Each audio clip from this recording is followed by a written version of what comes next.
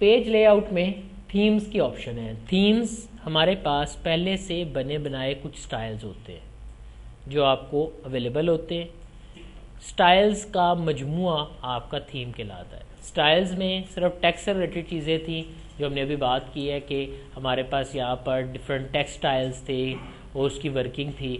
बिल्कुल अगर इसी तरह और भी बहुत सी चीज़ें हैं, मसलन जैसे पिक्चर्स हैं, इमेजेस हैं, हाइपर लिंक्स हैं, रेफरेंसेस हैं, इन सब के ऊपर हमारे पास डिफरेंट फंक्शनलिटी जो है वो मौजूद होती है।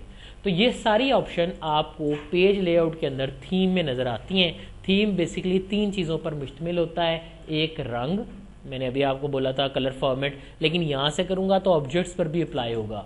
नंबर 2 आपका फ़ॉन्ट, कौन सा फ़ॉन्ट स्टाइल है, और नंबर 3 आपका इफ़ेक्ट, ऑब्जेक्ट उभरा हुआ नज़र आए, प्रेस नज़र आए, हाईलाइटेड नज़र आए कि ना नज़र आए। तो अगर आप कोई भी थीम इस्तेमाल करना चाहते हैं उसकी ये तीनों ऑप्शन देखें, यहाँ भी वही है, यहाँ भी वही है।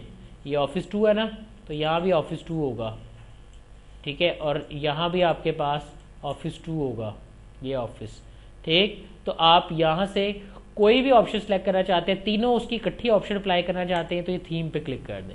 ये आपके बने बनाए थीम्स हैं। देखें इनमें आपके पास स्टाइल्स हैं, फॉर्मेटिंग, पीछे सारा कुछ चेंज हो रहा है, सब कुछ चेंज कर रहा है वो, हाईलाइट, बुलेट्स, नंबर, स्टाइल्स, हर चीज़ उसके हिसाब से कर रहा है। आप नए ब्रोज भी कर सकते हैं, ब्रोज पे जाएं, आपने कोई थीम इंटरनेट से डाउनलोड किया है, माइक्रोसॉफ्ट कंपनी आपको थाउजेंड्स ऑफ थीम्स जो हैं वो प्रोवाइड करती है। आप अपने थीम भी बनाकर इंटरनेट के ऊपर रख सकते हैं, ठीक, अपने थीम को सेव कर लें अपनी सेटिंग के मुताबिक। तो याद रखिएगा ये आपकी सेटिंग्स जो है वो सेव हो जाएंगी। तो थीम आपकी जब हम बना लेते हैं तो पूरे डॉक्यूमेंट के ऊपर हम उसको अप्लाई कर देते हैं, तो वो हमारे सारे डॉक्यूमेंट के links, references, foot notes, head notes, आपकी तमाम ऑप्शंस को जो है ना वो अपनी सेटिंग्स के मुताबिक ऑटोमेटिकली एडजस्ट कर देगा।